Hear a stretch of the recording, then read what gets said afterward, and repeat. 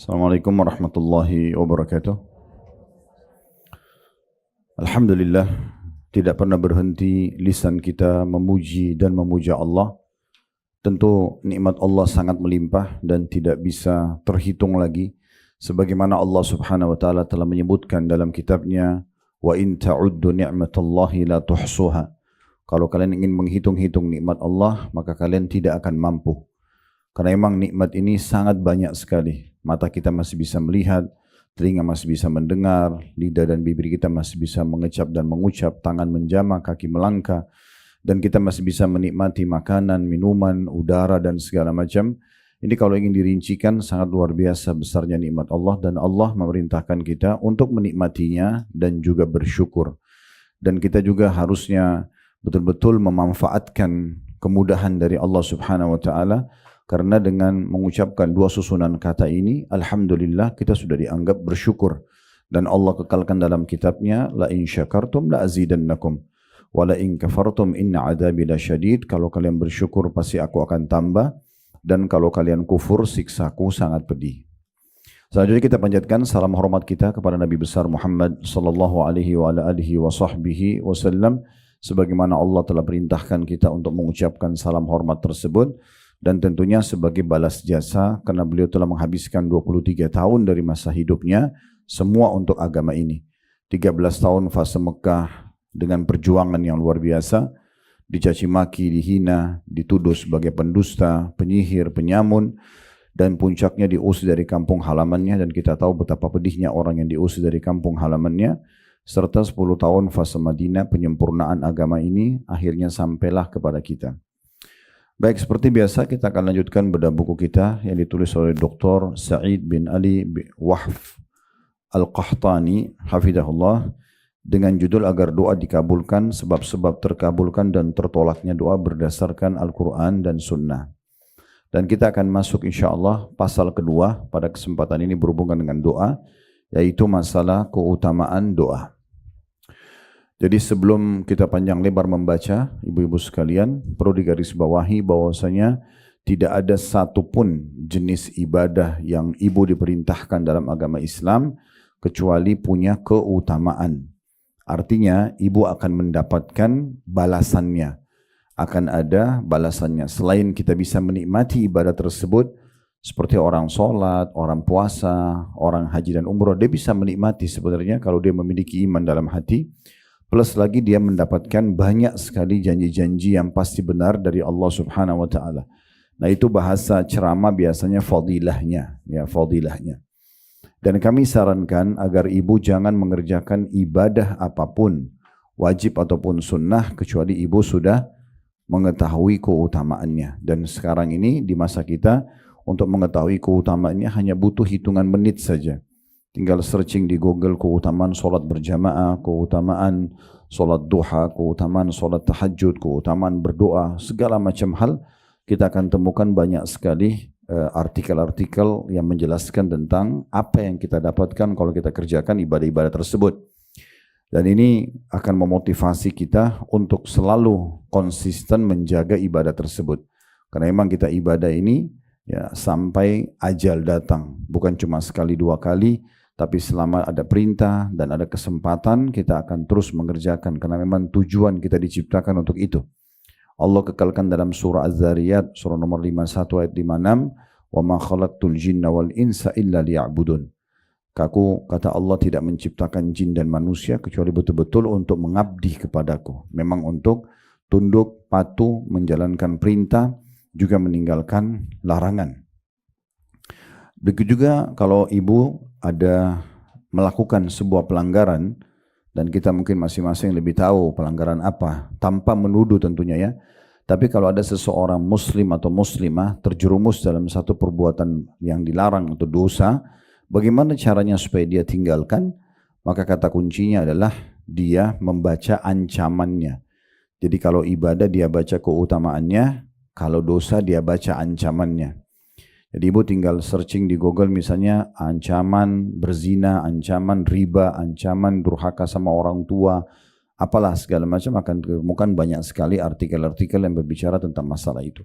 Itu nanti akan membuat kita mau meninggalkan dosa itu seketika, karena kita tahu ternyata ada ancaman yang berat. Nah seperti itulah ya. Jadi ini dua kunci yang penting di dalam pembukaan kita. Sekali lagi, kalau ibu ingin mengerjakan satu ibadah, ibu usahakan cari tahu apa janji Allah di ibadah itu, sehingga ibu tahu akan diberikan apa, dan itu akan membuat kita konsisten mau menjaganya. Begitu juga kalau kita berbuat dosa, untuk meninggalkannya kita tinggal membaca ancaman Allah subhanahu wa ta'ala. Terlebih lagi juga sekarang sudah ada media-media, kita mau audio, mau visual, ada Instagram, Facebook, YouTube, segala macam. Ini sangat mudah kita untuk mendapatkan potongan-potongan ceramah para dai-dai dan ulama-ulama kita. Baik, di pasal ini khusus memang dimulai dengan keutamaan doa, supaya kita mau konsisten untuk selalu berdoa. Dan sebelum kita baca juga keutamaan-keutamaan poin demi poin dari ayat-ayat Allah subhanahu wa ta'ala dan juga hadis-hadis Nabi SAW, perlu kita ingatkan kembali, doa itu adalah komunikasi seorang hamba dengan Tuhannya. Jadi kalau kita misalnya memiliki seorang teman, dan teman ini setiap saat selalu siap untuk mendengar keluh kesah kita, curhatan kita misalnya, ya. Setiap kita telepon dia jawab, setiap kita ada masalah ngobrol sama dia lalu dia terima misalnya apa yang sedang dikeluh kesahkan, maka saya yakin kita tidak mau lepas dari orang tersebut. Apalagi kalau orangnya bijaksana, dewasa, dan seringkali memberikan ide-ide yang baik, ya. Itu baru contoh kecil kalau ada seorang teman yang mungkin tidak setiap saat apapun kebutuhan kita bisa dipenuhi oleh dia. Mungkin dia hanya bisa memberikan ide, saran, tapi saya yakin kita akan merasa nyaman dengan orang seperti ini. Bagaimana kalau seandainya lebih tinggi daripada itu, ada seorang pemimpin di satu wilayah yang mengenal kita secara pribadi, dan setiap hari dia mengatakan, kapan saja kamu ada masalah, ada kebutuhan, silakan datang, saya akan penuhi. Saya akan yakin kita akan sangat merasa terjamin, karena pemimpin wilayah itu ya siap untuk menampung semua ya hajat-hajat kita dan juga memenuhinya. Itu manusia ya. Sementara seorang penyair Arab mengatakan, jangan kau minta pada manusia, karena kalau kau minta pada manusia dia akan marah. Mungkin sekali, 2 kali, 10 kali kita minta, mungkin dia masih kasih. Tapi kalau sudah 15 kali, 20 kali, mungkin orang akan jenuh ya untuk terus melayani kebutuhan kita, kan gitu. Tapi mintalah kepada zat, maksudnya Allah, yang kalau kau tidak minta justru dia marah.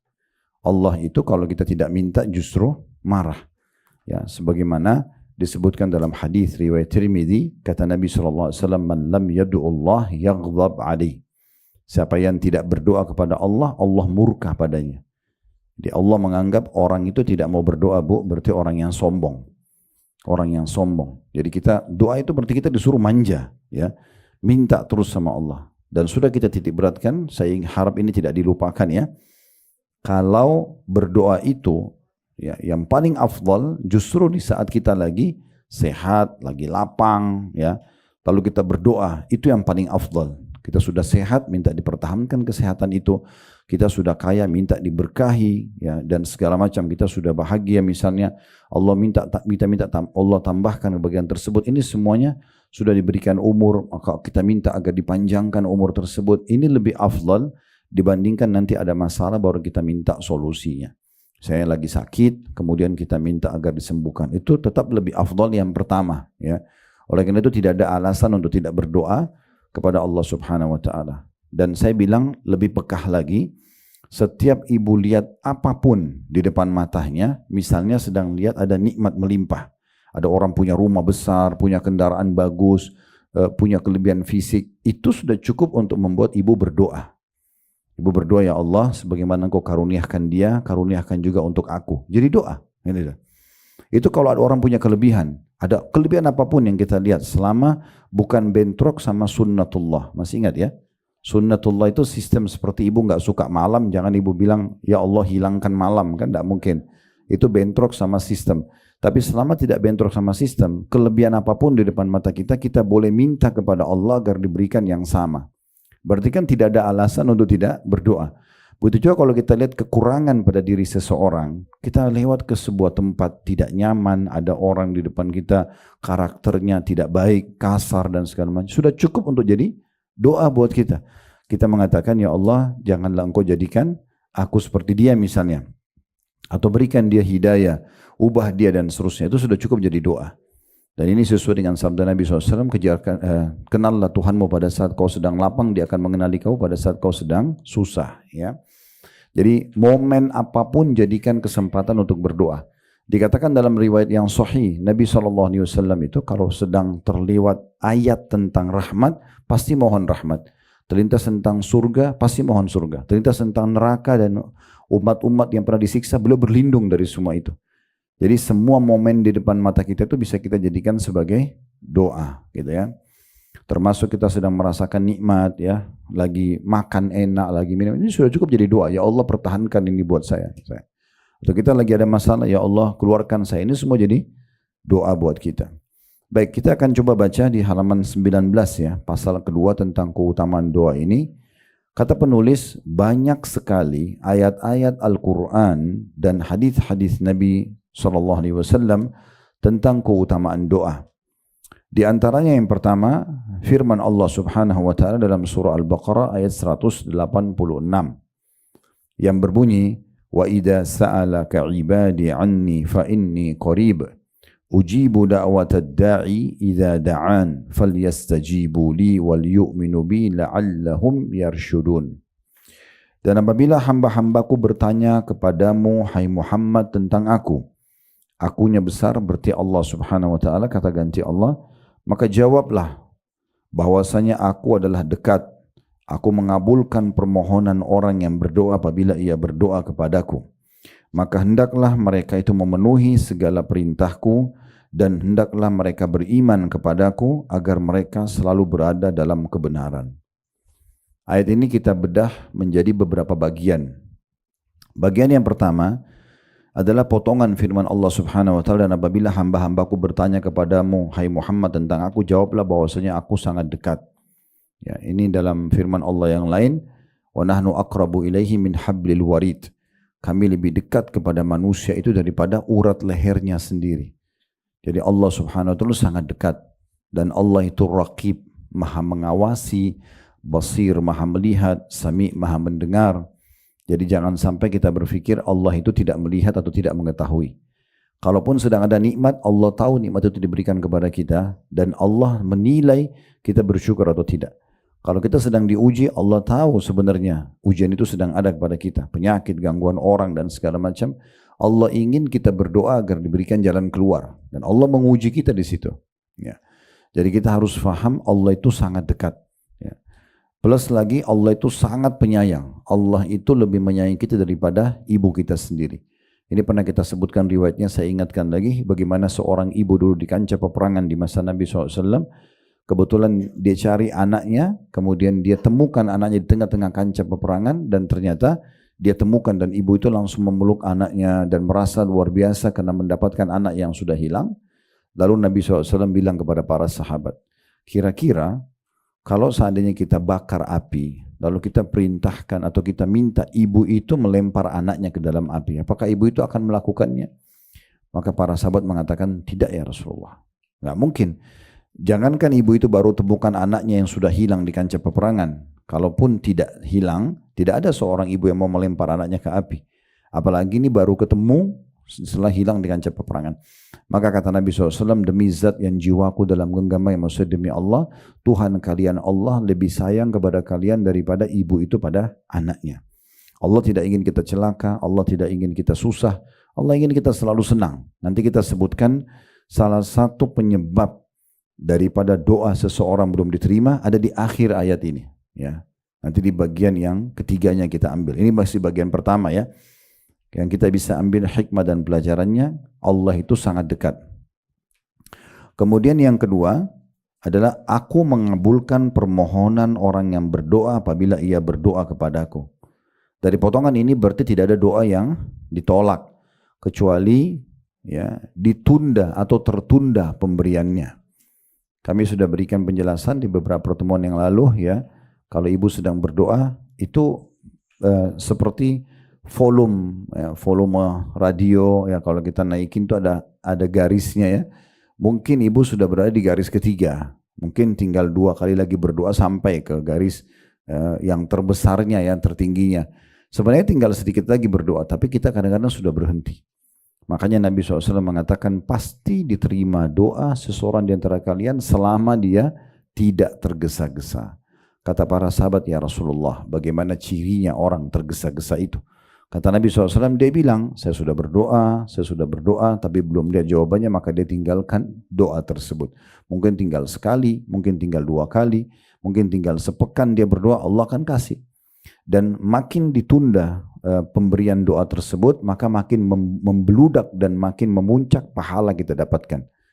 Karena kata Nabi SAW, kalau Allah mendengar doa yang indah dari seorang hamba, misalnya ibu terus merengek sama Allah, terus memuji-muji Allah, terus mohon kepada Allah, maka Allah menerlambatkan jawabannya.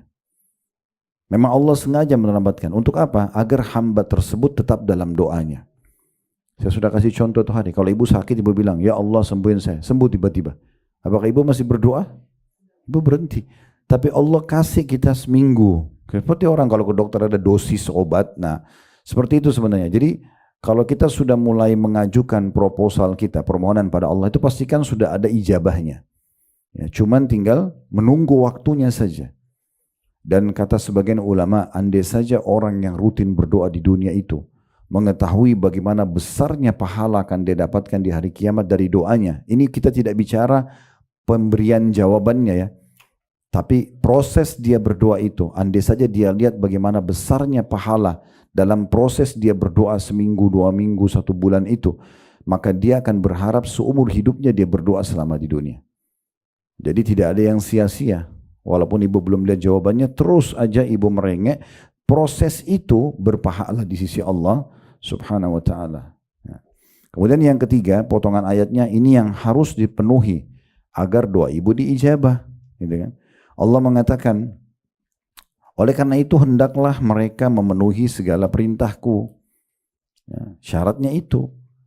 Kan gini Bu, saya kasih rasional. Ibu kalau kerja di satu perusahaan, ibu sedang mengajukan ke dirut perusahaan untuk dinaikkan payrollnya, gajinya misalnya. Ibu lagi ajukan, kira-kira apa yang ibu lakukan setelah proposal itu, permohonan itu masuk ke meja dirut? Ugal-ugalan kah kita? Misal kita jadi malas datang, pekerjaan kita asal-asalan, atau supaya diterima menjadi meningkat gajinya tadi, kita malah tunjukkan prestasi. Nah masalahnya kita tidak seperti itu kalau berdoa. Banyak orang pada saat dia ajukan permohonannya sama Allah, dia malah sholat. Kita nggak bicara lagi sholat wajib ya. Harusnya ibu tuh lebih rajin sholat tahajud, sholat duha, lebih banyak sedekah, lebih banyak baca Quran. Itu seperti pegawai sedang liatin ini loh prestasiku. Nah supaya itu bisa goal gitu ya. Nah kadang-kadang tidak lakukan itu masalahnya. Jadi justru kita lebih giat menunjukkan kepada Allah, kita makin rajin kerjakan perintah. Kita makin rajin dan makin jauh dari larangan. Nah seperti itu. Maka akan sangat dekat dengan diterimanya proposal atau permohonan itu. Ya Bu ya. Jelas ya? Allahu a'lam. Ya, ngangguk-ngangguk tapi nggak tahu ini, paham nggak? Nah. Ya, soalnya ada orang di pengajian, iya.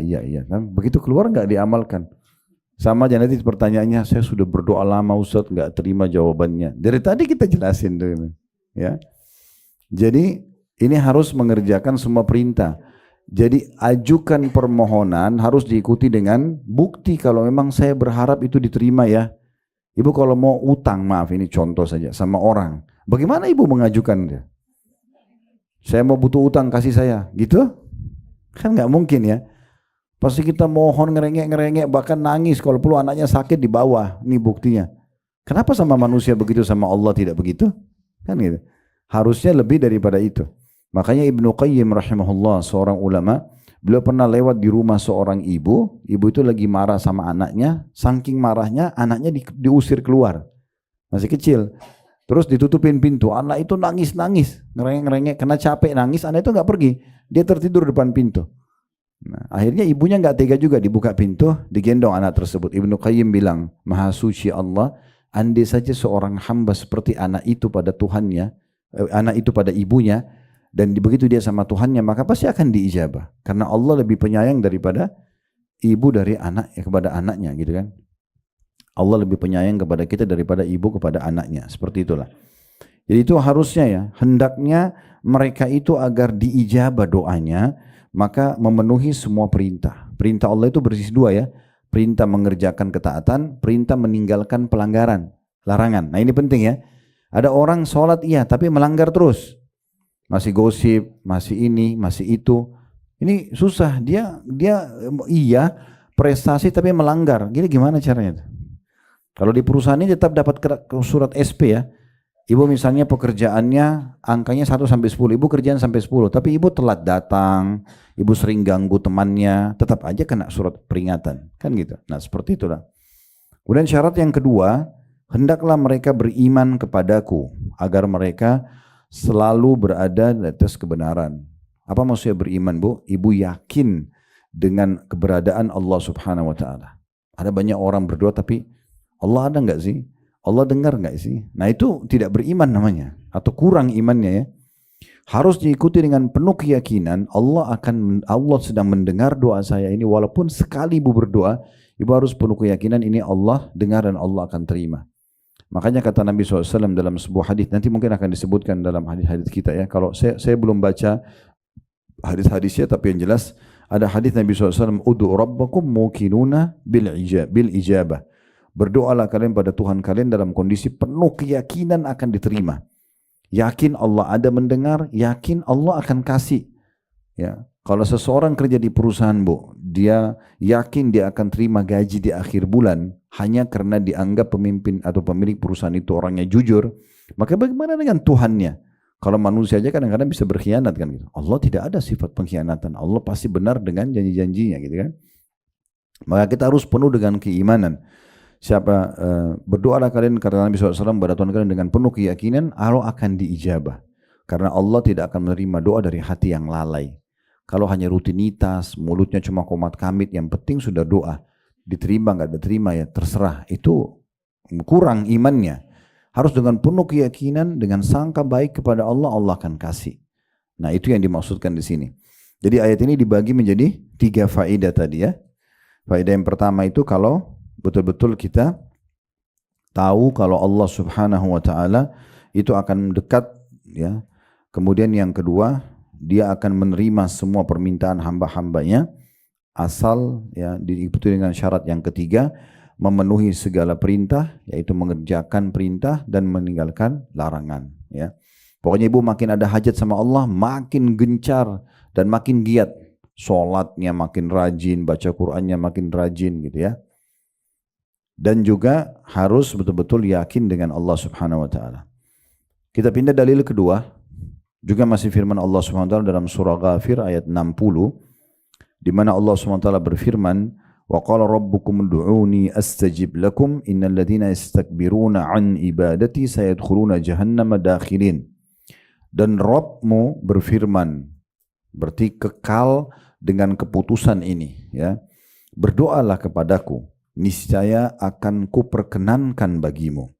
Sesungguhnya orang-orang yang menyombongkan diri dari menyembahku, gak mau ibadah, gak mau berdoa, akan masuk neraka jahanam dalam keadaan hina dan dina. Di sini kita bagi 2 penjelasan dan faedah daripada ayat ini. Yang pertama, adanya perintah berdoa dan dipastikan akan diijabah. Ibu perlu adil dengan diri sendiri, Bu ya. Kalau misalnya ibu pertemukan, anggap umur seseorang misalnya 40 tahun. Selama 40 tahun ini, kira-kira doa mana yang belum diterima dan doa mana yang sudah diterima. Kalau kita mau adil, kita akan temukan yang kita diterima itu jauh lebih banyak. Ya. Mungkin yang tidak diterima itu 1, 2. Allah Subhanahu wa taala bisa memang tidak memberikan karena Allah tahu itu baik buat dia, sehingga Allah tidak kasih. Berapa banyak orang yang mohon menikah dengan seseorang lalu batal, tidak jadi, setelah 5-6 tahun baru dia tahu, bersyukur untung saya tidak nikah sama dia, ternyata dia koruptor, ternyata dia ini dan itu. Misal, berapa banyak orang begitu, dia tidak jadi bisnis sama si fulan, ternyata memang orang itu kebongkar kedoknya beberapa tahun kemudian memang penipu misalnya. Contoh, berapa banyak orang seperti itu keadaannya kan. Jadi memang kita harus tahu ada banyak doa-doa kita yang sudah diijabah, ada yang belum dikasih tapi bisa saya tidak dikasih, itu belum dikasih karena Allah tahu itu bahaya buat kita, atau memang Allah menundahnya melihat menguji hamba tersebut mau nggak dia serius minta nih. Ya, kadang-kadang kan gitu ya, kita lihat ada satu orang minta bantuan, tolong bantu saya punya anak saya sakit. Ada sebagian orang di antara kita mungkin berpikir, ini orang serius gak sih? Kita lihat, oh ternyata dia ajukan lagi yang kedua kali, yang ketiga kali. Nah itu dengan begitu kita lebih terdorong untuk membantu kan. Nah kurang lebih gambarannya seperti itu. Kurang lebih gambarannya seperti itu. Kita ambil nih, kita adil Bu ya, dalam keseharian. Berapa kali kita, bukankah kita tiap hari lapar ya? Kadang-kadang kita cuma ucapin begini, ah lapar nih. Itu muncul ide, mau makan apa ya. Dengan segera kita bisa dapatkan makanannya, dengan nikmatnya kita habiskan dan tiba-tiba lapar kita hilang. Itu jangan salah loh ya, dengan kita cuma bilang lapar sebenarnya kita sedang memohon itu supaya ada makanan. Itu juga doa kan gitu. Tiap hari lapar kita hilang, tiap hari haus kita hilang, tiap hari capek kita hilang. Satu hari itu 24 jam lebih banyak Allah ijabah daripada Allah tidak kasih. Mungkin ada 1-2 permohonan yang belum Allah kasih. Kita sakit minta disembuhin, kita mau menikah belum dikasih, mau punya anak belum dikasih. Tapi ini bisa karena 2 hal. Yang pertama, tadi saya bilang, karena memang Allah lebih tahu kalau dikasih berbahaya buat dia, maka Allah selamatkan dia. Atau yang kedua, dia memang Allah tunda dan Allah mau lihat orang ini serius gak? Dia lebih rajin gak berdoa? Nah, kalau dia lebih serius Allah akan kasih. Ya. Ini saya lupa di ruangan ini pernah saya jelasin atau tidak kisah tentang salah satu sahabat dekatnya Dr. Muhammad di Mekah di Ummul Qura. Sudah pernah ya? Yang kisah dia teman sahabat dekatnya itu mau menikah dengan seorang wanita, akhirnya batal, gitu kan? Itu luar biasa itu. Sampai Dr. Muhammad bilang saking ngerengeknya teman saya ini, antara azan dan iqamah lagi sholat tahajud, selalu ya Allah tolong kembalikan perempuan itu supaya nikah sama saya. Allah nggak kasih. Allah nggak kasih. Kata Dr. Muhammad waktu saya lewat dekat dia, sampai saya juga mohon, ya Allah kesian banget orang ini, kasih aja. Iya, begitu dia ceramah, dia sampaikan di ceramahnya sampai karena temannya tuh ngerengek bener dan hanya minta menikah sama perempuan ini aja gitu. Tapi Allah nggak kasih. Kata Dr. Muhammad, saya bertanya-tanya dalam diri saya, apa rahasianya? Kenapa Allah belum kasih? Kan tinggal dikasih selesai nikah kan gitu. Kenapa ya? Justru saya tahu setelah perempuan itu menikah sama laki-laki lain. Baru sebulan menikah, ternyata perempuan itu divonis kanker payudara yang harus dipotong payudara kanannya. Bulan kedua menular ke payudara kiri, jadi 2 bulan menikah tanpa payudara. Bulan ketiga ada urat saraf di otak belakangnya bermasalah sehingga membuat kedua matanya buta. Bulan keempat perempuan itu meninggal. Itu kisah nyata terjadi di Saudi. Kata beliau, saya justru tahu bagaimana sayangnya Allah sama teman saya. Justru setelah perempuan itu nikah sama laki-laki lain. Kalau dia nikah sama laki-laki itu, perempuan itu, mungkin cuma jadi perawat saja dia. Dia nggak bisa nikmatin pernikahannya. 4 bulan pertama semuanya dengan ujian, kan gitu. Tapi Allah selamatkan dia dengan caranya. Nah itu hikmah-hikmah yang sangat besar, kan gitu. Hikmah-hikmah yang sangat besar ya. Seperti itu kurang lebih gambarannya. Jadi dari potongan ayat ini kita ambil pelajaran penting sekali ya.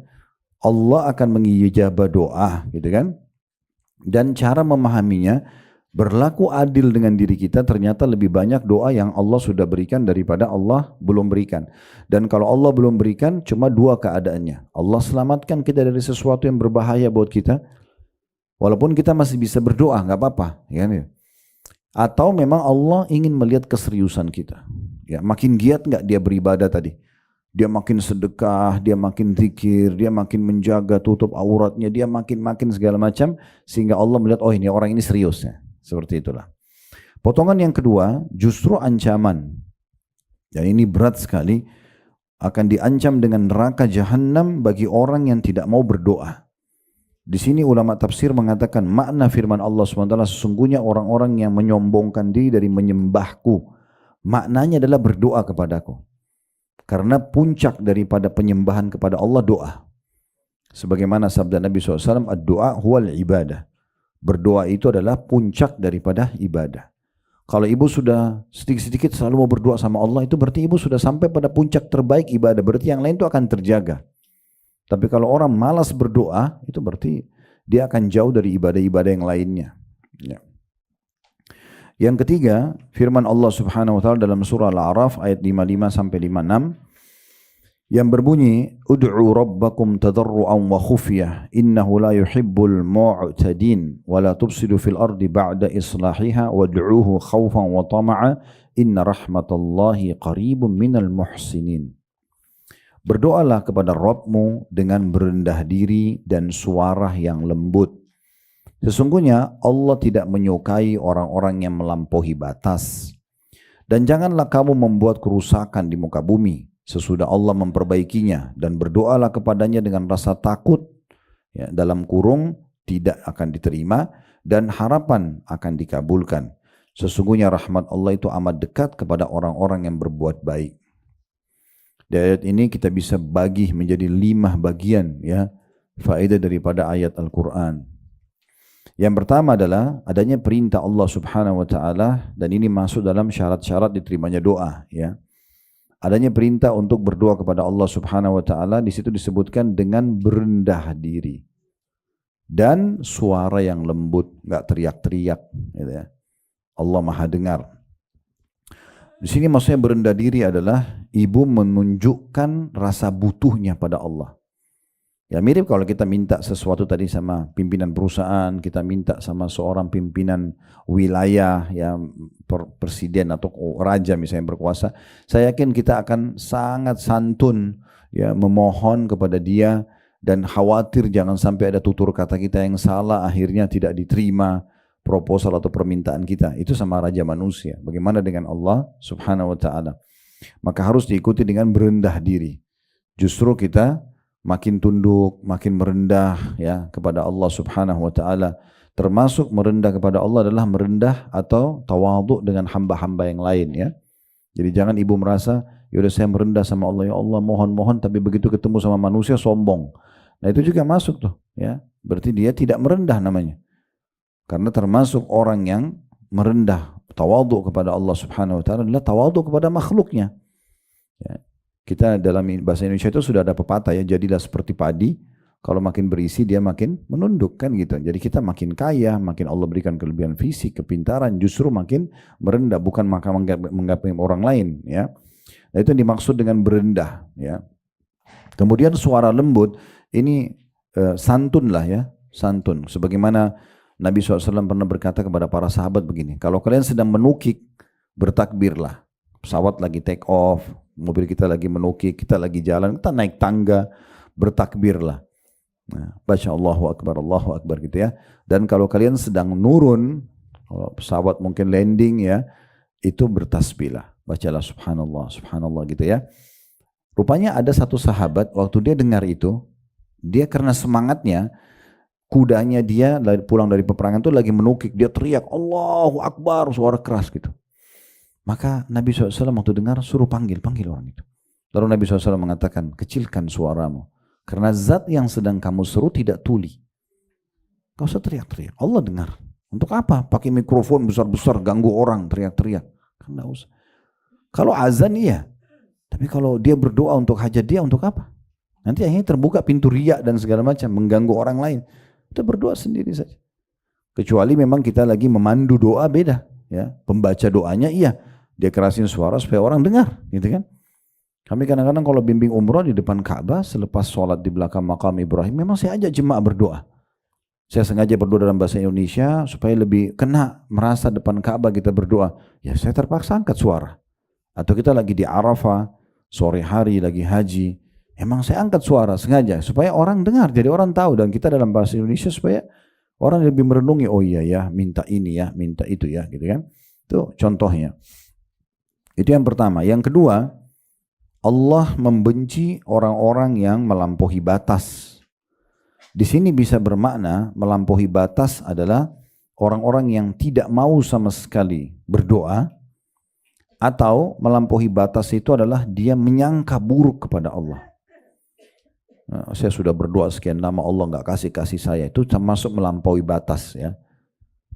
Ini potongan yang kedua, jadi tidak boleh melampaui batas. Kemudian yang ketiga, ini juga termasuk syarat agar diterima doa adanya larangan membuat kerusakan di muka bumi ya setelah Allah memperbaikinya.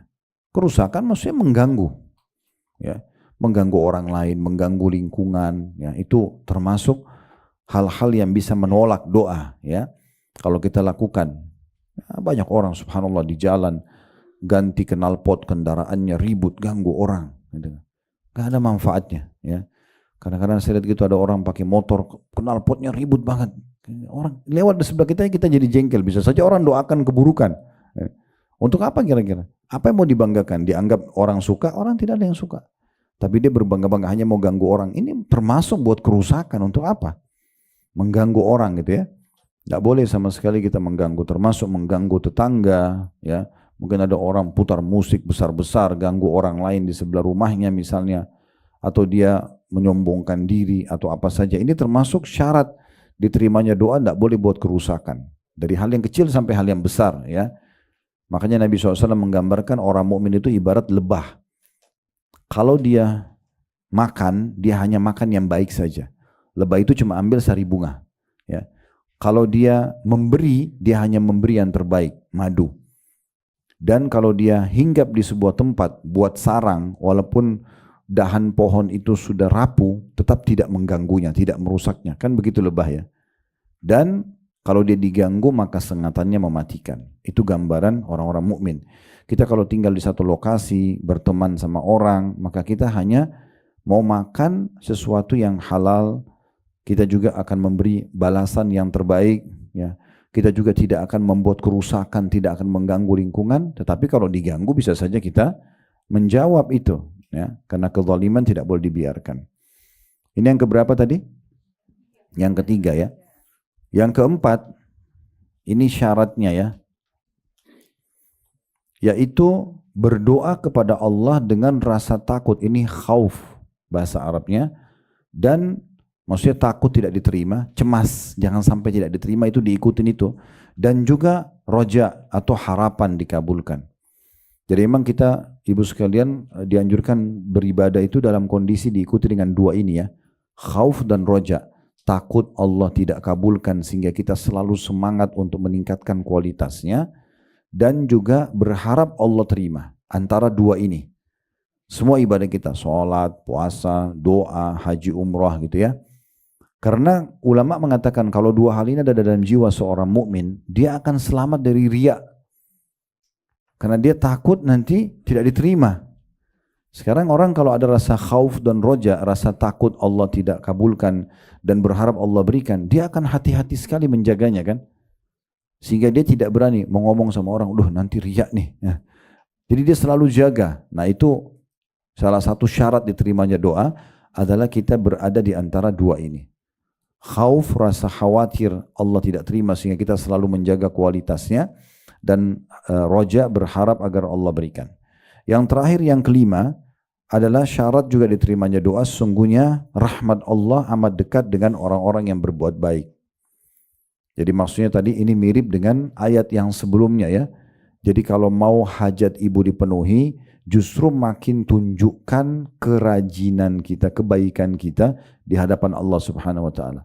Makin kita lebih berzikir, makin kita bakti sama orang tua, makin kita baiklah ya. Maka itu makin dekat dengan diijabahnya doa. Gak mungkin doa diijabah dengan orang ugal-ugalan, itu gak mungkin, gitu kan? Jadi dia memang harus ikuti dengan ini. Makanya dikatakan sungguhnya rahmat Allah, berarti Allah akan kabulkan permintaan dia, sangat dekat dengan orang-orang yang berbuat baik. Dan alhamdulillah agama Allah Subhanahu wa taala itu mengajarkan semua yang baik-baik itu didukung.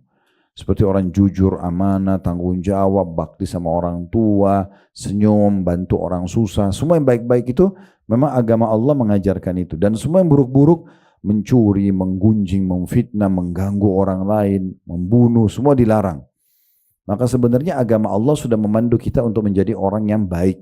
Dan itu Allah buat semua manusia menyukai yang baik ini. Dan semua diberikan janji-janji positif kayak jujur, amanah, tanggung jawab tadi. Dan semua yang dilarang menggunjing, memfitnah, membunuh, memukul dan segala macam, ini diberikan ancaman-ancaman yang berat. Bahkan sebagian besarnya masuk dalam kategori dosa besar. Baik, dalil yang keempat dari Al-Quran tentang keutamaan doa. Dalam surah Ghafir ayat 14, Allah Subhanahu wa taala berfirman, "Fad'ullaha mukhlishina lahud-dina walau karihal kafirun." Maka sembahlah Allah ya, dengan memurnikan ibadah kepadanya meskipun orang-orang kafir tidak menyukainya.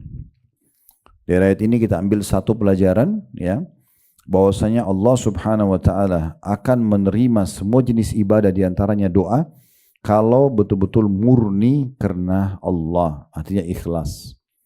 Ibu bukan berdoa karena riya, karena ingin dipuji oleh orang. Jadi kita perlu catat poin penting ya. Syarat diterimanya amal ada dua.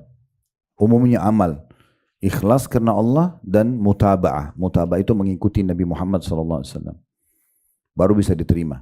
Kalau ibu ikhlas, tulus karena Allah, tapi ibadahnya nggak pernah Nabi contohkan, nggak diterima. Ibu mengikuti Nabi SAW, sholatnya udah benar seperti Nabi ajarin, puasanya, hajinya, tapi nggak ikhlas, riya, nggak diterima juga. Harus dua-duanya terpenuhi. Ikhlas dan mutaba'ah. Betul-betul tulus karena Allah, tidak berharap pujian orang, dan juga berharap atau mengikuti contoh dari Nabi SAW. Ada sebuah hadis dalam bab jihad, Bu. Bunyinya begini, ada seorang sahabat bertanya, "Ya Rasulullah, apa yang akan didapatkan oleh seseorang yang berjihad, tapi dia tulus karena Allah, cuma diikuti dengan keinginan kecil saja, popularitas. Supaya dibilang pahlawan, kesatria, dapat pahala enggak? Ikhlas karena Allah. Dia karena Allah berperang betul-betul, ditinggalkan keluarganya, bawa hartanya di medan perang, siap mati karena Allah. Tapi ada keinginan juga supaya dipuji. Apa dapat sesuatu? Kata Nabi SAW, la syai'a lahu. Enggak ada apapun pahalanya. Kalau orang itu ulangi tiga kali Nabi jawab, enggak ada apa-apa buat dia. Lalu beliau mengatakan, sungguhnya Allah tidak akan menerima amal kecuali yang ikhlas karenanya. Supaya ibu faham ini, kira-kira orang riya itu apa yang dikejar sih? Pujian orang. Saya mau tanya, Bu, kalau ibu dipuji oleh orang, apa manfaatnya? Badannya tambah gemuk? Bertambah cantik? Tambah kaya? Tambah pintar? Apa kira-kira yang didapat coba? Enggak ada kan? Itu seperti angin lalu dan pujian orang sepanjang lidahnya saja. Oh, kamu hebat. Terus dapat apa? Ada orang kadang-kadang kejar itu, unik sekali.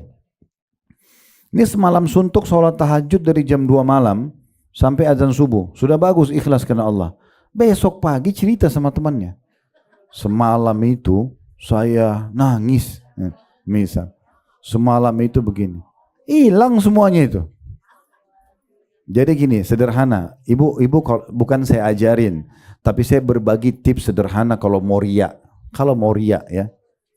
Ibu ini ceritanya sholat malam, mau riya. Gak usah tunggu besok pagi cerita. Malam itu datangi rumah yang ibu jadikan target. Misalnya ibu siapa? Ketuk ber rumahnya. Saya mau sholat, lihat ya. Gitu selesai. Untuk apa nunggu besok pagi? Kan lama-lama susah setengah mati baca ayat, ngantuk. Terus besok cerita, hilang pahalanya. Udah dari malam-malam aja ber rumahnya. Saya mau sholat, lihat ya. Selesai kan. Kan gitu. Kan rugi banget ya. Jadi nggak ada gunanya. Oleh karena itu, amal ibu kalau tidak ada yang tahu, udah nggak usah cerita. Kalau kebetulan orang lihat ya udah biar aja. Kalau setan bisikin, tuh orang lihat kamu, a'udzubillahi minasyaitonirrajim. Kita tidak perlu pujian orang gitu ya. Ya, intinya kalau ibu sedang melakukan ibadah dan tidak ada yang tahu, udah ibu aja sama Allah dan malaikat sudah catat, gitu kan? Nggak usah diceritain. Kadang-kadang Bu, ibadah kita itu sudah 10 tahun berlalu. Ibu jaga nih, itu keikhlasan dijaga sampai mati ya. Ini 10 tahun kita sudah 10 tahun lalu haji nih. Kebetulan kita di Arafah pernah nangis gitu kan, khusyuk sama Allah. Kita jaga, nggak pernah cerita sama orang. 10 tahun kemudian ketemu tetangga, baru pulang haji. Kemarin di Arafah itu doa, nangis saya gini-gini. Setan bisikin, kamu kan juga 10 tahun lalu pernah nangis. Ya. Cerita juga supaya orang dapat manfaat. Saya juga. Nah, saya juga ini hilang yang 10 tahun lalu. Nah, iya. Ya, makanya ibu kalau sudah beribadah, udah selesai, nggak usah dikorek-korek lagi. Udah lupain aja. Karena sudah dicatat oleh Allah, sudah catat oleh malaikat. Jadi kita murni nanti melihat pahalanya hari kiamat. Untuk apa disebut-sebut? Gitu kan?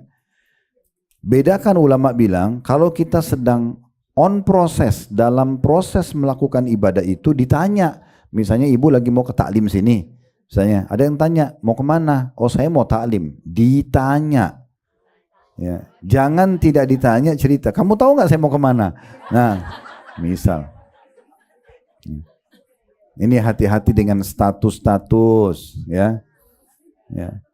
Dari hotel ke Masjid Haram, status lagi jalan, buat video. Untuk apa ini? Kira-kira untuk apa? Nah, nggak susah kita cari celah, bukan untuk dipuji, kan gitu. Ada nggak celah lain? Sekarang dari kamar hotel menuju ke Masjid Haram subuh, buat status, ya. Lagi menuju Masjidil Haram. Kira-kira untuk apa ini? Saya coba cari alasan lain bukan untuk dipuji, nggak ketemu.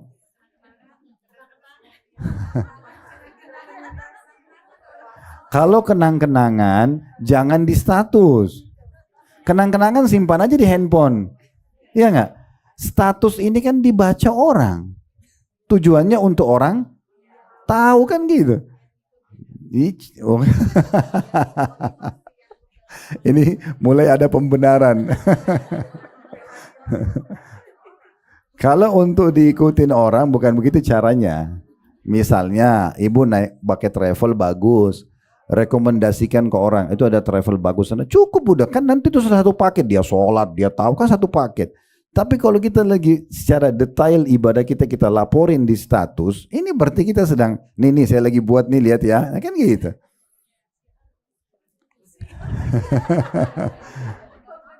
Ya udah, pokoknya saya sudah kasih kata kuncinya, hati-hati, karena daripada nggak terima sama sekali, sayang, udah lebih baik nggak usah. Kalau kita sedang ditanya, bedanya itu ya, umumnya riya dengan tidak riya itu ditanya atau tidak ditanya. Kan gitu. Ibu misalnya hari Kamis, besok puasa. Nah, ibu kalau ditanya, silakan makan. Oh ya maaf, saya lagi puasa. Nggak apa-apa, kan kita lagi ditanya. Kamu puasa nggak? Kamu puasa? Saya puasa loh. Nggak ada yang nanya. Nggak ada yang nanya. Dia sendiri sengaja kan gitu. Berarti tujuannya memang untuk dipuji. Pokoknya kapan tujuannya dipuji manusia, udah riya, udah selesai. Dan hilang pahalanya. Karena kata Nabi SAW, al-yasir min riya syirik. Sedikit saja riya, sudah syirik. Sudah syirik, nggak boleh. Nah renungi hadis ini ya. Saya pernah panjang lebar jelaskan hadis ini 1 jam lebih. Hanya untuk menjelaskan makna hadis ini. Menjadi khutbah Jumat, menjadi ceramah, ya. Itu kata Nabi SAW, Inna Allah yuhibbut taqiyul ghaniyul khafi. Allah itu sangat cinta dengan hambanya memiliki 3 sifat ini. At-taqi, taqi itu suka bertakwa. Patuh sama Allah. Allah perintahkan apa? Iya. Wajib atau sunnah dikerjakan semua. Yang dilarang semua ditinggalkan. Itu taqi namanya. Pokoknya ibu menjadi hamba yang Allah bilang boleh, boleh. Allah tidak boleh, tidak boleh. Itu namanya orang yang bertakwa. Dan ini ada lebih dari 226 ayat term dengan berbagai macam term dalam Al-Quran itu bicara tentang masalah ketakwaan. Besar kali keutamaannya gitu ya. Kemudian ghani, orang yang kaya suka berinfak.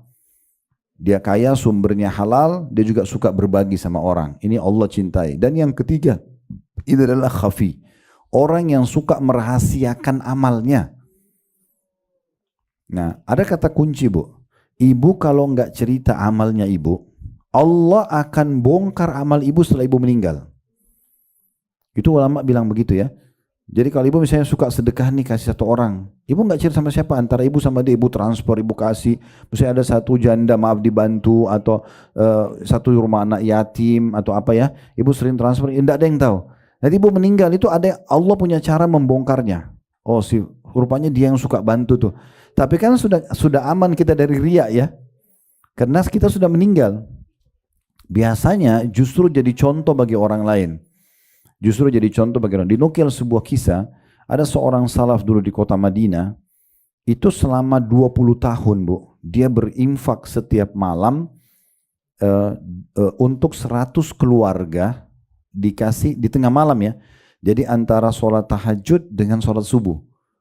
Dia selalu setiap malam bungkus gandum, ya takarannya tidak disebutin, tapi bisa kita anggap 1 kilo lah, sekilo tuh untuk 100 kakak, berarti 100 kilo tuh, ya.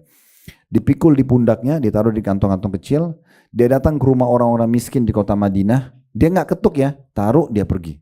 Jadi orang miskin pun yang terima tidak tahu kalau dia yang kasih. 20 tahun tuh dijaga sama dia.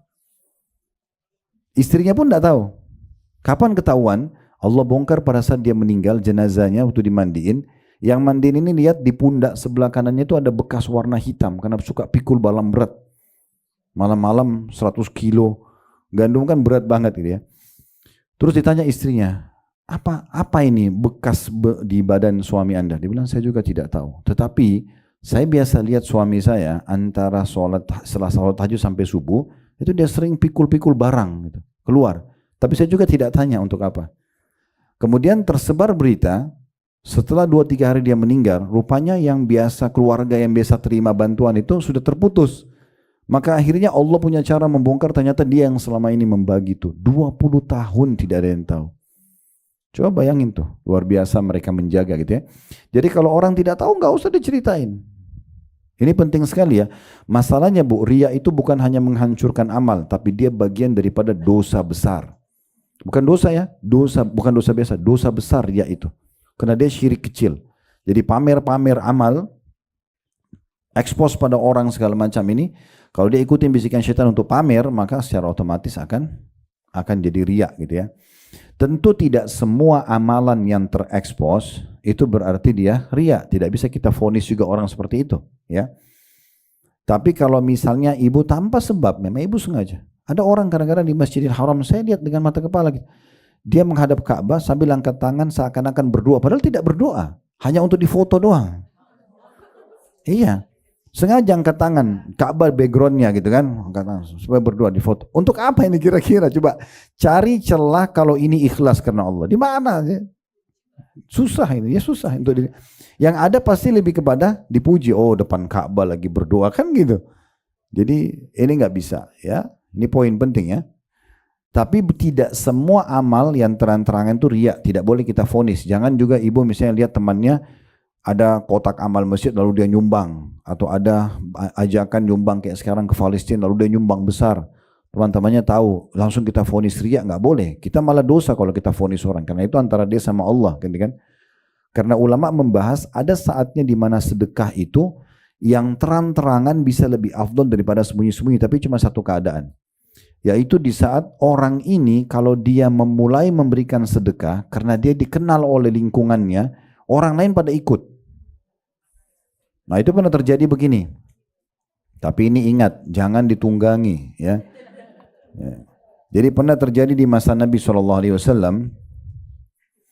ada orang-orang miskin dari satu suku Arab datang. Mereka datang dalam kondisi bajunya, disebutkan meriwayat begitu ya, baju mereka itu cuma satu lembar kain dan tidak dijahit karena miskinnya, itu sampai cuma diikat.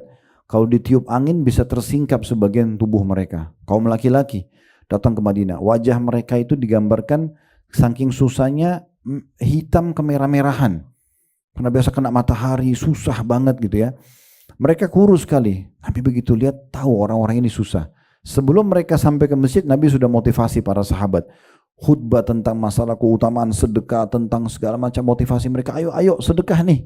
Ada orang yang datang. Setelah menyebutkan sekian banyak, rupanya ada satu sahabat ambil inisiatif. Dia berdiri, dia memulai. Karena kan Nabi motivasi ya. Misalnya saya di sini pengajian bilang, Bu, siapa yang mau nyumbang buat Palestina silakan, ada kotak amal di depan misalnya. Terus ada yang berdiri langsung nyumbang. Kita nggak bisa vonis orang riya karena saya lagi ajak depan umum, kan gitu ya. Saya kan lagi ajak sekarang. Nah Nabi sedang ajak, ayo sedekahnya ada orang susah datang nih. Sebelum mereka datang kumpulin sedekahnya supaya nanti kalau datang kita sudah kasih. Mereka dari kejauhan lagi jalan menuju ke masjid Nabi.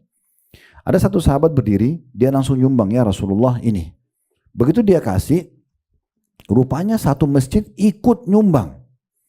Karena dia mulai tadi.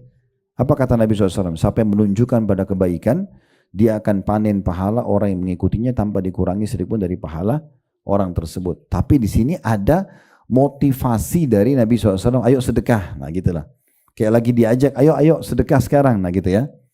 Jadi bukan sengaja ibu bersedekah lalu kemudian ibu sengaja sampaikan pada orang. Nah bukan seperti itu ya. Jadi ini tidak bisa. Jadi hati-hati juga, jangan kita terjerumus dengan memvonis orang lain riya, atau kita malah yang ya terjerumus dengan kesalahan yang sudah kita sebutkan tadi. Nah seperti itu gambarannya. Baik, selanjutnya Jadi di sini dikatakan meskipun orang-orang kafir tidak menyukainya ya. Jadi berdoa saja terus walaupun orang kafir mengatakan kamu itu terlalu alim apa, tidak usah peduli. Ya. Intinya kita berdoa saja. Dalil yang kelima masih surah Ghafir ayatnya 65. Huwal hayyu la ilaha illa huwa fad'uuhu mukhlishina lahuddin alhamdulillahi rabbil alamin. Dialah yang hidup kekal, tiada Tuhan yang berhak disembah melainkan Dia. Maka sembahlah Dia dengan memurnikan ibadah kepadanya. Segala puji bagi Allah, Rabb semesta alam. Di sini kita ambil 3 pelajaran dari firman Allah SWT ini, surah Ghafir ayat 65. Yang pertama, adanya pengenalan Allah Subhanahu Wa Taala tentang dirinya, tentang zatnya yang maha mulia. Kalau Dia itu hidup kekal, abadi selama-lamanya. Dan Dialah zat yang menciptakan kita, sehingga hanya Dia yang boleh kita mohon, berdoa kepadanya. Kemudian yang kedua yang bisa diambil adalah adanya perintah ikhlas. Ini mirip dengan dalil nomor 4 tadi ya. Man sembahlah Dia Allah dengan memurnikan ibadah kepadanya. Kita sudah bilang tadi kalau ibu tidak memenuhi 2 syarat, ikhlas dan mutaba'ah, ikhlas dan mengikuti Nabi SAW, maka tidak diterima. Ibu penuhi salah satunya saja pun tidak diterima, harus dua-duanya. Kemudian yang ketiga adalah adanya penjelasan bahwasanya ikuti doa-doa kalian dengan, ya, di sini dikatakan pujian, segala puji bagi Allah. Ini pernah kita jelaskan Bu ya, salah satu syarat ibu diterima doa juga, ibu mulai dengan alhamdulillah, kemudian wassalatu wassalamu ala rasulillah. Itu minimal sekali. Ibu puji Allah minimal dengan alhamdulillah, kemudian baca salawat pada Nabi, baru sampaikan hajat kita, ya. Tentu ini berlaku pada doa masalah, doa yang ibu punya hajat sama Allah. Kalau doa itu sudah ditentukan tempatnya, waktunya dalam syariat, kita tidak apa-apa tidak baca, dimulai dengan alhamdulillah wassalatu wassalamu ala rasulillah. Contoh doa masuk kamar mandi. Karena kita memang begitu depan kamar mandi ditentukan waktu dan tempatnya. Kita enggak usah bilang alhamdulillah wassalatu wassalamu ala rasulillah, langsung saja Allahumma inni a'udzubika minal khubuthi wal khaba'ith misalnya. Mau makan baca bismillah, alhamdulillah habis makan, maka kita langsung aja, gitu kan. Maaf, doa interaksi biologis, kemudian doa keluar rumah. Ini kan ada penentuan waktu dan juga tempatnya, ya. Nah, itu tidak perlu baca alhamdulillah. Tapi kalau doa masalah, doa hajat ibu ingin disembuhkan penyakit, dipenuhi kebutuhannya dan segala macam, ibu mulai dengan memuji Allah dan baca salawat kepada Nabi SAW. Karena Nabi SAW mengatakan kepada seorang sahabat pada saat masuk masjid, tiba-tiba dia bilang, Allahumma gfirli, ya Allah maafkan dosa-dosaku. Lalu Nabi SAW mengatakan, ista'jala hadza. Orang ini tergesa-gesa sekali, harusnya dia memuji Allah dulu, dia baca salawat kepadaku, baru kemudian dia menyampaikan hajatnya. Dan kata Umar radhiyallahu anhu, ketahuilah doa kalian pasti dihijab, enggak diterima oleh Allah selama kalian tidak baca salawat kepada Nabi SAW. Itu 3 pelajaran dari ayat Ghafir ayat 65. Dalil ke-6 dari An-Nu'man bin Bashir radhiyallahu anhuma. Nu'man nama sahabat, Bashir ayahnya juga sahabat. Jadi ayah dan anak dua-dua sahabat, makanya saya bilang tadi radhiyallahu anhuma, 2 orang ya. Di sini kan ada kelas bahasa Arab ini, harusnya sudah tahu ya. Berarti 2 orang radhiyallahu anhuma. Kayaknya perlu sesekali saya tes ini kan. Dari Nabi SAW beliau bersabda, ad-du'a huwal ibadah wa qara'a wa qala rabbukum ud'uni astajib lakum innal ladzina yastakbiruna an ibadati sayadkhuluna jahannama dakhirin. Doa itu adalah inti daripada ibadah. Ini kata Nabi SAW. Kemudian beliau SAW membaca firman Allah Subhanahu Wa Taala, dan Rabbmu menyeru atau berfirman, berdoalah kepadaku, niscaya akan aku perkenankan bagimu. Sungguhnya orang-orang yang menyombongkan diri dari menyembahku atau berdoa kepadaku akan masuk neraka jahanam dalam keadaan hina dan juga dina. Nah, mulai dalil nomor 6 ini sampai di situ dalil nomor 10 ya. Itu semuanya berisikan hadis-hadis Nabi alaihi salatu wassalam. Kita langsung ambil pelajaran saja ya. Saya juga tidak ingin luput nama sahabat ini. Jadi kalau ibu masih Allah karunia anak, jangan lupa nama An-Nu'man. Nu'man itu nama mulia ya. Nama-nama yang baik itu ada dimulai dari penghambaan kepada Allah dulu ya. Semua nama laki-laki yang paling bagus itu Abdullah, Abdurrahman, Abdul Ghafur, Abdul Syakur. Artinya hamba Allah. Kalau perempuan itu diganti abnya jadi amah. Jadi kalau Abdullah hamba Allah laki-laki kan, perempuan amatullah gitu. Jadi Abdurrahman laki-laki, Amatur Rahman perempuan. Nah ini yang istilah penggunaan amah-amah ini masih jarang di Indonesia ya. Padahal sebenarnya beberapa sahabat menggunakan itu untuk anak perempuan. Dan inilah nama yang boleh atau dianjurkan kita terdiri dari dua komponen nama.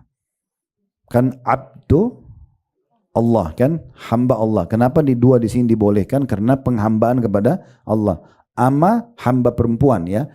Allah, amatullah berarti hamba Allah. Ini dua. Tapi selain penghambaan kepada Allah ini, sarannya adalah satu nama saja. Satu nama saja. Lihat nama nabi-nabi ya. Adam, Hud, Idris, Saleh, Shu'aib, satu nama. Lut, Ibrahim, Musa, Yakub, Isa, Muhammad. Kita di Indonesia, Muhammad, Yusuf, Harun. Muhammad Nabi, Yusuf Nabi, Harun Nabi. Siapa yang mau dipanggilnya? Nah, kalau kita mulai panggil Harun, berarti kita dahulukan dari nama Nabi Muhammad. Kan gitu.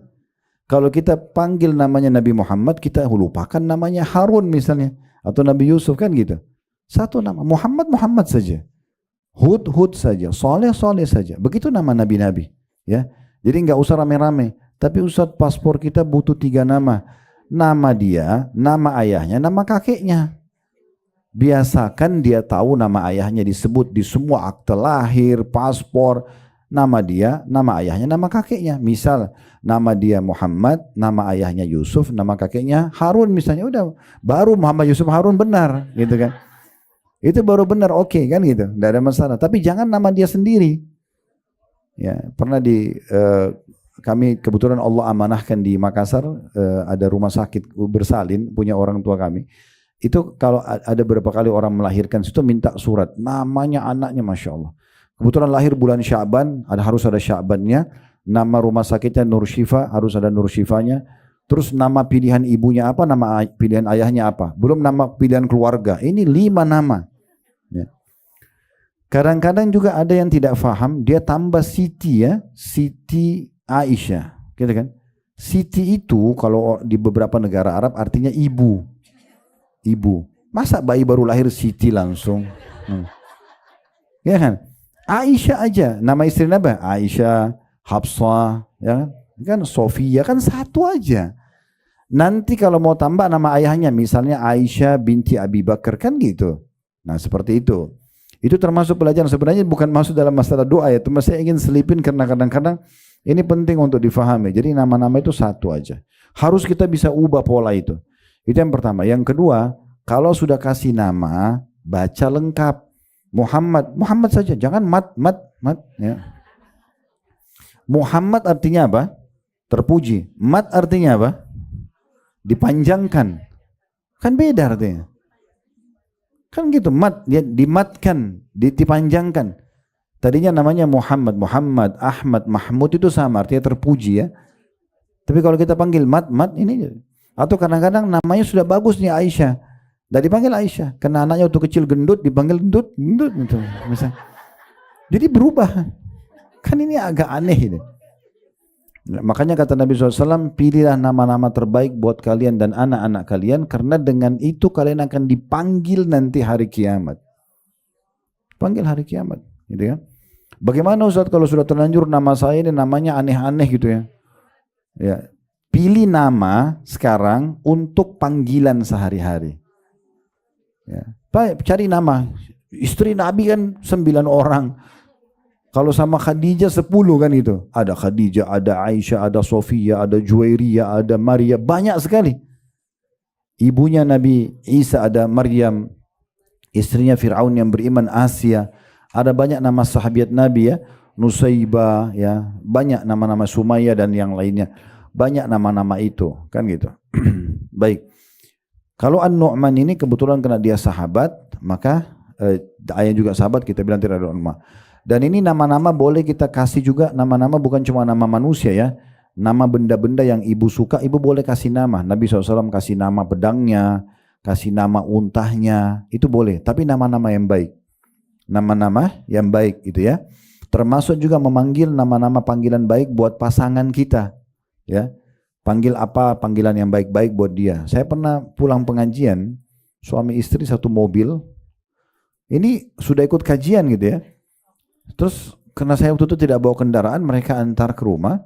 Di tengah jalan sambil bercanda, mereka ini kayak manggil, ada kayak satu julukan-julukan gitu suami saya panggil. Tapi sebenarnya saya nggak pernah mau tahu. Tapi karena mereka dekat sama saya tanya apa itu artinya. Rupanya mereka sambil cikikikan ketawa gitu. Oh ini Ustaz, karena dia ini hitam jadi saya panggil gini. Yang satu bilang iya karena dia gendut Ustaz jadi saya panggil gini. La haula wala quwata illa billah. Kenapa harus begitu? Kenapa enggak panggil apakah yang manis, kah cantik, kah gagah? Kenapa harus yang gendut, yang hitam? Kan gitu. Kan itu panggilan-panggilan tidak baik gitu kan. Enggak baik. Kadang-kadang bahkan bisa jadi doa loh. Kalau itu nama-nama tidak baik kan gitu. Saya perlu berbagi begini. Pernah Nabi SAW mau perah susu unta. Beliau mau minum susu unta. Beliau bilang sama para sahabat, siapa yang memerah susu buat kami? Ada satu orang berdiri mengatakan saya Rasulullah. Nabi pertama tanya apa? Siapa namamu? Dia bilang nama saya Mur. Ibu tahu Mur apa? Pahit. Jadi rupanya orang tuanya namakan pahit supaya anak ini bisa melewati pahitnya kehidupan. Gitu loh. Iya. Ada orang gitu kan? Langsung Nabi bilang apa? Sudah duduk-duduk. Nggak boleh merah susu. Coba, karena namanya doang. Lalu Nabi bilang, siapa perah lagi buat kami? Berdiri lagi yang kedua. Nabi tanya, nama kamu siapa? Dia bilang lagi, nama saya juga Mur. Pahit juga. Nabi bilang, duduk. Tanya lagi, siapa lagi? Ada lagi yang berdiri. Nabi tanya, siapa lagi nama kamu? Ada, saya lupa nama apa gitu. Ada nama lagi, tapi juga buruk artinya. Ya. Nabi suruh sampai terakhir ada yang keempat atau yang kelima. Nabi bilang siapa lagi perah buat kami? Lalu dia berdiri. Nabi tanya siapa nama kamu? Dia bilang Yaish. Yaish itu hidup. Hidup. Kata Nabi SAW perahlah buat kami. Coba saking pengaruhnya nama baik itu. Ada satu hadis lagi saya mau sampaikan juga. Nabi SAW pernah mau lewat di sebuah tempat. Kebetulan pas mau lewat dihimpit jalan itu dihimpit dengan dua gunung. Sebelum jalan Nabi tanya siapa yang tahu namanya dua gunung ini? Rupanya ada satu sahabat bilang, saya tahu ya Rasulullah, sebelah kanan Anda namanya Fadih. Fadih itu pembongkar aib. Orang iseng namain itu. Dan ini gunung ini namanya. Tapi arti itu buruk. Fadih. Kalau sebelah kiri Anda namanya Mukhzi. Mukhzi itu penghina. Apa yang terjadi? Nabi suruh semuanya sahabat itu pindah cari jalan lain. Enggak ngelewat di situ. Coba bayangin. Iya. Pernah ada perempuan di masa Nabi SAW, dia caci maki untanya, dilaknat sama dia. Nabi suruh turun dari untanya, jangan lagi tunggangi karena kamu sudah melaknatnya. Melaknat itu doain buruk gitu, celakalah, apalah segala macam itu, sial ya. Kalau di Indonesia biasa gitu, mungkin mobilnya mogok, sial nih. Jangan, untuk apa sial? Untuk apa kita doain berapa tahun dia sudah penuhi kebutuhan kita, kan gitu? Atau terpenuhi dengan dia, contohnya. Ya, baik, itu terlalu panjang bahasa yang tadi ya. Kita masuk ke hadis kita. Pelajarannya adalah satu saja di sini, yaitu pelajaran yang pertama tadi sebenarnya tentang nama-nama tadi ya sahabat itu. Kalau pelajaran kedua, inilah yang merupakan inti daripada bahasan ad-doa huwal ibadah. Doa itu adalah ibadah. Artinya ibu tadi saya bilang kalau sudah berdoa berarti sebenarnya ibadah yang lain itu jadi mudah. Karena sudah ada keinginan selalu mau bergantung pada Allah. Berarti otomatis kita akan terjaga ibadah-ibadah lainnya. Selanjutnya, tentu kalau firman Allah tadi surah Ghafir 60 sudah kita bahas itu ya. Tadi ada di poin sebelumnya ya, ada di poin nomor 2 tadi. Baik. Dalil nomor 7 hadis dari Abu Hurairah radhiyallahu anhu. Abu Hurairah ini julukan kunyah beliau ya, julukannya. Nama beliau Abdurrahman ibn Sakhr. Abdurrahman ibn Sakhr. Jadi ceritanya dulu waktu beliau masih pertama-tama masuk Islam, sempat beliau menemukan satu anak kucing kecil, lalu beliau masukkan dalam kantongnya. Nah setelah dimasukkan kantongnya, pas dia lewat depan beberapa orang, terdengar suara kucing itu. Orang pada tanya apa itu? Dia mengatakan kucing, maka orang panggil dia Abu Hirrah atau Abu Hurairah. Gitu ya. Namanya Abdurrahman ibn Sakhr.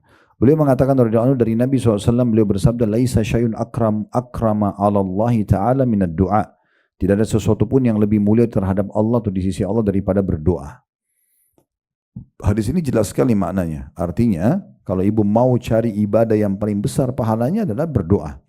Ya. Dan kita tahu sholat itu isinya semuanya doa. Doa iftitah, doa ruku, doa i'tidal, doa sujud, doa di antara dua sujud, doa tahiyat. Semuanya berisikan hal seperti itu. Karena memang doa itu masuk dalam semua lini. Kita kalau puasa disuruh berdoa, waktu mustajab. Kan gitu. Kita lagi haji dan umroh, lagi jihad, semuanya itu diisi dengan doa-doa. Kemudian selanjutnya, ini tentu ada footnote nomor 14 ya. Di bawah diriwayatkan oleh Tirmidzi. Dalil nomor 8, hadits Abu Hurairah juga radhiyallahu anhu, beliau berkata bahwasanya Rasulullah SAW bersabda, "Man lam yas'alillah yaghdab alaih." Barang siapa yang tidak meminta kepada Allah, maka Allah akan murka padanya. Ini juga sudah kita jelaskan makna hadisnya tadi ya. Jadi ibu kalau tidak berdoa justru Allah anggap ibu sombong. Maka itu Allah marah sama kita kalau kita tidak berdoa. Dan seperti ungkapan penyair, janganlah sekali-kali meminta bantuan kepada anak keturunan Adam, tapi mintalah kepada pemilik pintu rahmat yang tak pernah ditutup. Allah murka bila engkau tidak meminta kepadanya, sedangkan anak keturunan Adam marah apabila diminta. Lalu kenapa kita tidak minta sama Allah? Gitu kan. Dalil ke-9 dari Abu Hurairah radhiyallahu anhu bahwasanya Nabi SAW bersabda, "Ma min muslimin yad'u bi da'watin laisa fiha ithmun wala qati'atu rahimin illa atahu Allah biha ihda thalath. Imma an tu'ajjala lahu da'watuhu wa imma an yaddakhiraha lahu fil akhirah wa imma an yansarifa anhu min as-su'i mithlaha." Qalu idzan nukthir, qala Allahu akthar. Tidaklah seorang muslim berdoa memohon kepada Allah yang dalam doanya tersebut tidak ada unsur dosa. Ini berarti syaratnya ya, supaya diterima doa tambahannya adalah tidak boleh ada permintaan dosa ya. Dan pemutusan silaturahim. Nah, hubungan kekerabatan. Jadi kalau ada kerabat ibu tidak mau berhubungan sama ibu, tidak apa-apa, ibu tetap jangan putus dia. Misal sampai ada satu kerabat kita benci banget sama kita, oh pokoknya kamu nggak boleh datang ke rumah apalah segala macam. Oke, kita nggak datang ke rumahnya, tapi kita nggak niat memutusnya. Karena memutus hubungan sama dia, misalnya kalau dia salam kita jawab, atau kita ketemu kita mulai salam, maka itu bisa termasuk putus silaturahim. Ya. Apalagi kedua orang tua, itu penting sekali ya untuk selalu menjalin. Ini salah satu penyebab diterimanya doa dengan silaturahim, justru kalau memutus silaturahim terputus doa tersebut. Kalau saya ulangi lagi, tidak ada seorang muslim berdoa memohon kepada Allah yang di dalamnya, dalam doanya tersebut tidak ada unsur dosa dan pemutusan silaturahim atau silaturahim, melainkan Allah memberikan salah satu dari 3 perkara. Yang pertama, Allah segerakan permohonannya tersebut. Jadi bisa Allah langsung kasih pada saat itu. Ya Allah sembuhkan, maka Allah sembuhkan. Dan sudah pernah saya jelaskan Bu ya, ijabah dari Allah itu datang sesuai dengan sistem yang sudah Allah buat. Misalnya kita lapar nih, ya Allah lapar. Bukan laparnya hilang langsung. Ada sistem yang sudah Allah buat. Jadi kita nanti dapat makanan, kita kunyah dulu, kemudian ditelan, diproses usus baru laparnya hilang. Kan begitu. Nah itu namanya prosesnya. Maka harus difahami ada proses dalam penerimaan doa tersebut. Ya. Kita sakit, ya Allah sembuhin saya. Allah nggak akan lemparin obat dari langit. Tapi kita nanti kalau berdoa di tengah malam, ya Allah tolong terima doa saya, sembuhin saya dan segala macam. Besok kita ketemu teman, nggak sengaja ngobrol masalah penyakit kita. Lalu dia bilang, oh di sana ada dokter yang bagus tuh. Terus kita ke sana, konsultasi cocok, obat cocok. Bukan karena dokternya, tapi ijabah dari doa kita.